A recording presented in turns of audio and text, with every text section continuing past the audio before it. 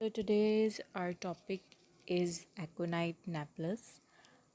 So सबसे पहले मैं आप लोगों को इसकी फ़ोटो दिखाऊं तो एकोनाइट किस तरह से दिखता है.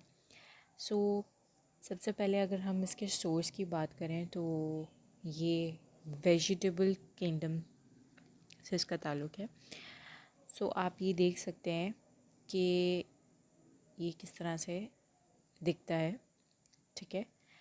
एंड इसका जो सोर्स है वो एकोनाइट का जो सोर्स है वो वेजिटेबल किंगडम है.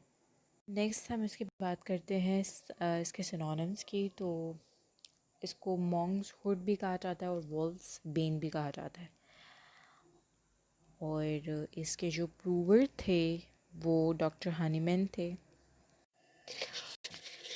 ओके. सो अगर हम इसके इंट्रोडक्शन की बात करें और अगर हम इसके हिस्ट्री की बात करें तो the most important thing that the name Aconitum is derived from a Greek word which means without soil, as the plant grows on stony hard rock. So यहाँ पर एकोनाइट की एक बहुत अच्छी क्वालिटी बताई गई है कि जो एकोनाइट है, अगर हम ये देखें कि ये वर्ड एकोनाइटम जो वर्ड है वो बेसिकली एक ग्रीक वर्ड से ड्राइव हुआ है. और उसके मायने, उस वर्ड के मायने जो हैं, मीनिंग क्या है वो ये हैं, विदाउट सॉइल.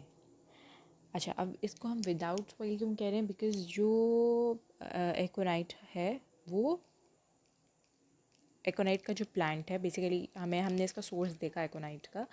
उसका सोर्स वेजिटेबल किंगडम है.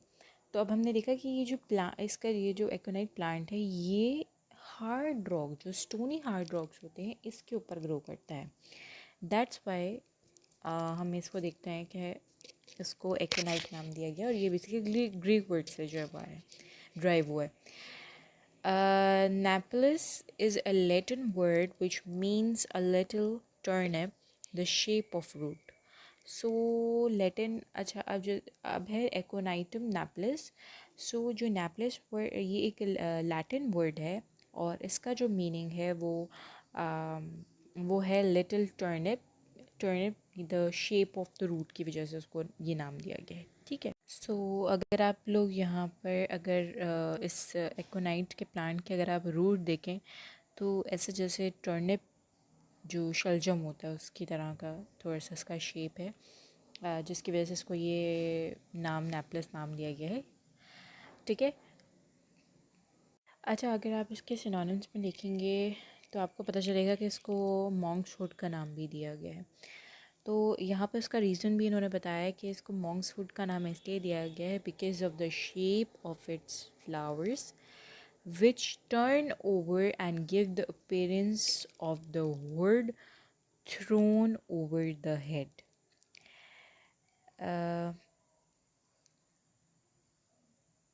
अच्छा जी, अब थोड़ी सी क्वालिटीज़ की अगर हम बात करें इस रेमेडी की तो it is a very acute, a very short acting remedy. All complaints come suddenly and violently and go away in the same manner.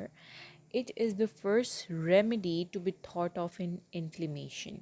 So Aconitum medicine जो है वो सबसे ज़्यादा, अगर कहीं पे भी इन्फ्लेमेशन अगर आपको कहीं पे है तो उसमें सबसे पहले रेमेडी एकोनाइट जो है वो सोची जा सकती है.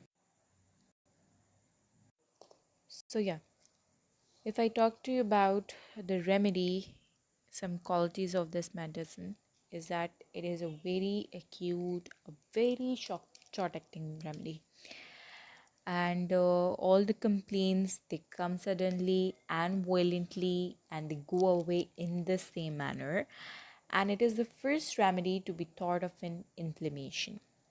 Now, here is a quote of Dr. Clark. He mentioned that if Sencona was the Newton's apple of homeopathic discovery, Aconite is the remedy by which the Dr. Hahnemann was able to meet most of the conditions which in his days were treated by bloodletting.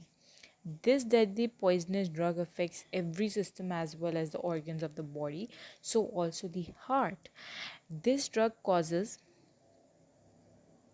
functional disturbance, and the key word which stands to describe this drug is tension. This drug covers most of the acute as well as the chronic complaints relating to the cardiovascular system. So इस paragraph से हमें यही पता चलता है कि it has a very great affinity towards the heart as well. Heart के problems में भी एकोनाइट बहुत अच्छा काम करती है, और ये एक एक्यूट रेमेडी है, लेकिन ये साथ साथ जो है ये क्रॉनिक कंप्लेंट्स में भी काम आती है, अगर complaints that is relating to the cardiovascular system. और